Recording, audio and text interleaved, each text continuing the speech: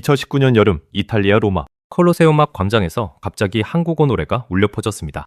그 순간 그 자리에 있던 수백 명의 외국인들이 일제히 발걸음을 멈췄죠. 그리고 그 다음 벌어진 일은 그 자리에 있던 한국인 관광객들의 눈에 눈물이 맺히게 했습니다. 오늘 그 놀라운 현장으로 함께 가보겠습니다. 본격적으로 시작하기 전에 구독과 좋아요 꼭 눌러주세요. 이런 감동적인 한국 이야기를 계속해서 전해드릴게요. 로마라는 도시를 먼저 상상해보세요. 유럽 문명의 심장이자 2000여 역사가 살아 숨쉬는 곳입니다. 매년 전 세계에서 1000만 명 이상이 찾는 관광대국이죠. 이 도시에서 한국 문화가 존재감을 드러내기 시작했다는 건 단순한 우연이 아닙니다.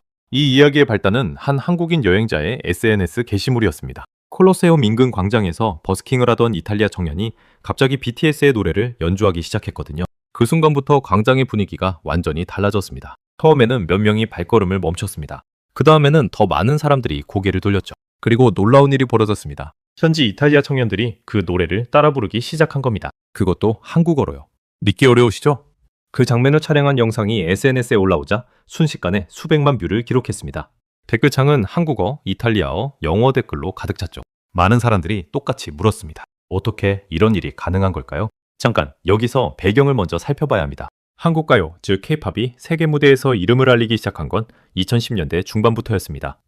싸이의 강남스타일이 유튜브 역사를 새로 썼고 방탄소년단이 빌보드 차트를 정령했습니다. 블랙핑크는 세계 최대 음악 페스티벌인 코첼라 무대에 섰죠. 이건 단순히 인기 있는 아이돌 이야기가 아닙니다. 한국 가수들이 세계 주류 음악 시장의 중심으로 진입했다는 신호였던 겁니다. 유럽은 처음에 반응이 느렸습니다. 아시아 팝 문화에 대한 관심이 미국이나 동남아시아에 비해 늦게 시작됐거든요. 하지만 일단 불이 붙자 그 속도가 엄청났습니다. 프랑스 파리, 독일 베를린, 스페인 마드리드, 유럽 각지에 K-팝 팬덤이 빠르게 형성되기 시작했죠. 이탈리아도 마찬가지였습니다. 처음에는 소수의 팬들로 시작했지만 점점 그 수가 늘어났어요. 이탈리아 젊은이들이 한국어를 배우고 한국 드라마를 즐겨보게 됐습니다. 그 문화가 마침내 콜로세움 광장까지 흘러들어온 거죠. 그날 버스킹을 하던 청년의 이름은 마르코였습니다. 로마 출신의 23살 기타리스트였죠. 흥미로운 건 그가 K-팝 팬이 아니었다는 겁니다. 관광객들에게 인기 있는 곡을 연주하다 보니 BTS 노래를 요청하는 사람들이 너무 많아서 그냥 배워두었다고 했습니다. 그 자연스러운 판단이 그날 기적 같은 순간을 만들어낸 거예요. 이게 핵심인데요. 마르코가 첫 소절을 연주하는 순간 광장의 반응이 달라지기 시작했습니다. 한국인 관광객들이 먼저 멈췄습니다. 이탈리아 한복판에서 한국 노래가 들려오니 깜짝 놀란 거죠. 그런데 더 놀라운 건 이탈리아 현지인들의 반응이었습니다. 10대부터 20대까지의 이탈리아 청년들이 하나둘 걸음을 멈추기 시작했거든요. 그들은 그 노래를 알고 있었습니다. 가사도 알고 있었어요. 한국어 가사를 함께 따라 부르는 이탈리아 청년들의 모습이 바로 그 콜로세움을 배경으로 펼쳐진 겁니다. 촬영하던 한국인 관광객은 손이 떨렸다고 나중에 인터뷰에서 밝혔더라고요. 잠깐, 여기서 중요한 게 있습니다. 이게 왜 이토록 특별한 걸까요? 생각해보세요. 이탈리아는 세계 최고의 음악 강국 중 하나입니다. 오페라의 나라고 클래식 음악의 본고장이잖아요. 베르디, 푸치니, 파바로티의 나라. 사람들이 한국어 노래를 따라 부른다는 건 단순한 유행이 아닌 겁니다. 이건 문화적 역전이었습니다. 수십 년, 아니 수백 년 동안 유럽 문화가 아시아로 흘러들어왔습니다. 클래식 음악, 팝, 패션, 영화, 모든 흐름이 서쪽에서 동쪽으로 이동했죠. 하지만 그날 콜로세움 광장이 증명한 건 이제 그 흐름이 역전되고 있다는 사실이었습니다. 실제로 유럽에서 한국 문화의 영향력은 눈에 띄게 커지고 있답니다. 한국어를 배우려는 유럽인의 수가 매년 급증하고 있거든요. 프랑스에서는 한국어가 일부 대학에서 가장 인기 있는 외국어 과목 중 하나가 됐습니다. 이탈리아에서도 한국어 학원이 생겨나고 있고요. 이건 수치로도 확인됩니다. 전 세계 한국어 학습자 수가 2010년 이후 10배 이상 늘었거든요. 한국 드라마의 영향도 빼놓을 수 없습니다. 넷플릭스를 통해 오징어 게임이 전 세계를 강타했을 때 이탈리아에서도 엄청난 반향을 일으켰죠. 이탈리아어 더빙 버전이 제작됐고 이탈리아 방송에서도 특집 프로그램이 방영됐습니다. 한국 문화에 대한 관심이 음악을 넘어 드라마, 영화, 음식으로까지 확산된 거예요. 놀라운 사실이 하나 더 있습니다. 로마에는 2010년까지만 해도 한국 식당이 10곳도 채 되지 않았습니다. 하지만 2020년대에 들어서면서 그 수가 급격히 늘어났어요. 삼겹살, 비빔밥, 떡볶이를 찾는 이탈리아인들이 생겨나고 있는 겁니다.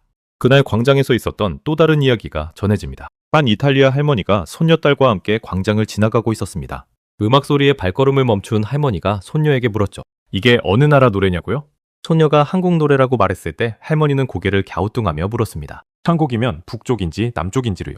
손녀는 남한이라고 영화 기생충을 만든 나라라고 설명했죠. 그 순간 할머니의 눈이 반짝였습니다.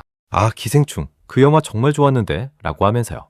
그 짧은 대화가 정말 많은 것을 설명해 줍니다. 한국 문화는 이제 젊은 세대만의 전유물이 아닙니다. 영화, 드라마, 음악을 통해 모든 세대에게 스며들고 있는 거죠. 봉준호 감독의 기생충이 아카데미 작품상을 수상한 그 순간, 이탈리아의 영화 팬들도 한국이라는 나라를 다시 보기 시작했습니다. 여기서 잠깐 생각해봐야 할 점이 있습니다. 이 모든 게 어떻게 가능했을까요? 전문가들은 몇 가지 이유를 꼽습니다. 첫 번째는 인터넷과 소셜미디어의 역할이에요. 유튜브, 인스타그램, 틱톡을 통해 국경 없이 문화가 전파되는 시대가 됐거든요. 20살 이탈리아 청년이 서울에 한 번도 가보지 않고도 한국 문화를 온몸으로 흡수할 수 있게 된 겁니다. 두 번째는 한국 문화 콘텐츠의 압도적인 완성도입니다. K-팝의 안무, 영상미, 스토리텔링은 이제 세계 최고 수준으로 평가받습니다. 단순히 아시아적인 매력이 아니라 글로벌 스탠다드에서도 인정받는 진짜 품질이 있는 거예요.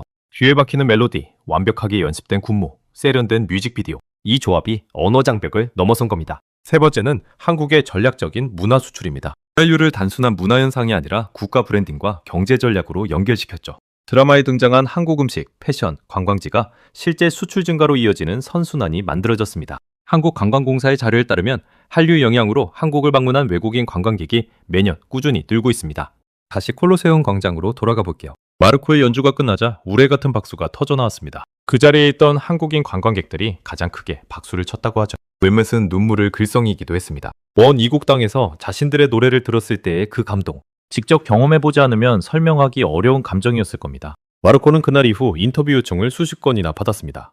이탈리아 방송뿐 아니라 한국 방송에서도 연락이 왔죠. 그는 한국에 가본 적도 없고 한국어도 전혀 모른다고 했습니다. 하지만 음악이 언어의 경계를 넘었다는 것, 그게 바로 이 이야기의 핵심이라고 말했습니다. 비슷한 일들이 세계 곳곳에서 이어지고 있습니다. 프랑스 에펠탑 앞에서 K-팝 플래시몹이 열렸고 브라질에서 한국 음악 문화가 퍼졌습니다. 미국 타임스퀘어에는 수십 미터 높이의 BTS 광고판이 걸렸죠. 영국, 독일, 스페인에서도 한국 문화 축제가 열리고 있습니다. 이건 한 나라의 문화가 세계를 향해 뻗어나가는 살아있는 장면들입니다. 이게 한순간의 유행으로 끝날까요? 전문가들은 고개를 젓습니다. 문화적 영향력은 한번 뿌리를 내리면 쉽게 사라지지 않거든요. 미국의 팝 문화가 수십 년째 세계를 지배하는 것처럼 지금 세계 젊은이들의 마음속에 자리 잡은 K-문화는 쉽게 대체되지 않을 겁니다. 이미 한국어를 배우고 한국 음식을 즐기고 한국 여행을 꿈꾸는 외국인이 수천만 명에 달하니까요. 그날 콜로세움 광장에서 마르코의 기타 소리에 맞춰 한국어 노래를 따라 부르던 이탈리아 청년들은 어쩌면 역사의 한 장면을 함께 만들고 있었던 건지도 모릅니다. 문화의 흐름이 바뀌는 그 역사적 순간을 우리는 지금 함께 살고 있는 겁니다. 50년 전 한국은 전쟁의 상처를 안고 있던 나라였습니다. 세계 지도에서 찾기도 어렵다고 했던 작은 나라였죠. 하지만 지금은 어떻습니까? 로마 콜로세움 앞에서 이탈리아 청년들이 한국어 노래를 따라 부르는 나라가 됐습니다. 전 세계 수천만 명이 한국 드라마를 보고 한국 음식을 먹고 한국어를 배우는 나라가 됐죠. 이것이 바로 문화의 힘입니다. 무기도 군사력도 막대한 광고비도 필요 없었습니다. 진심을 담은 노래 하나, 감동을 주는 드라마 하나, 그것으로 충분했습니다. 한국은 그 살아있는 증거가 된 겁니다. 오늘 이 이야기 어떠셨나요? 우리 문화가 세계 어디서나 울려 퍼지는 세상, 정말 자랑스럽습니다. 다음에도 이런 감동적인 한국의 이야기로 찾아오겠습니다. 끝까지 함께 해주셔서 감사합니다.